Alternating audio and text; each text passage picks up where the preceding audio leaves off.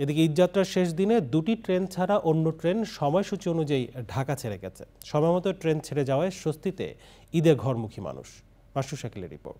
এখন জন্ম সনদ দিয়ে খোলো বিকাশ স্টুডেন্ট অ্যাকাউন্ট। নিজের বিকাশ নিজে কর।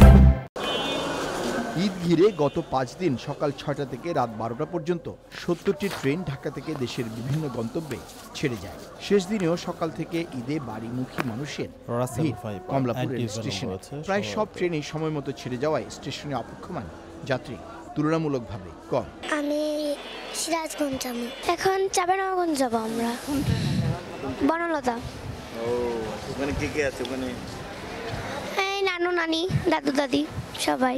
আমাদের হলো 1টা 30-এর ট্রেন বনলতায়।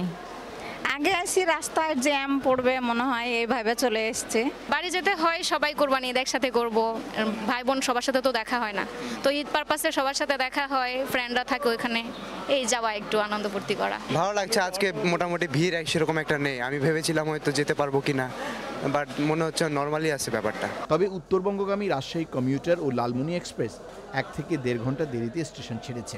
রেল কর্তৃপক্ষ বলছে ঈদ যাত্রায় এটি স্বাভাবিক। সকাল থেকে চাপটা একটু কম লক্ষ্য করা গিয়েছে অন্য দিনের তুলনায়। আপনি জানেন যেহেতু শেষ দিন, আগামীকালকে ঈদ উল আজহা পালিত হবে, সেহেতু হয়তো বা অনেকে আগেই তাদের নিজ গন্তব্যে পৌঁছেছেন।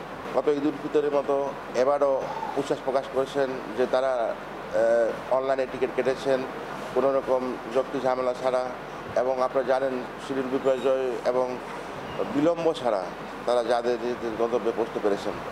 শেষ দিনের ঈদ যাত্রায় উত্তরবঙ্গগামী ট্রেনের ছাদে কিছু যাত্রী ভ্রমণ করে।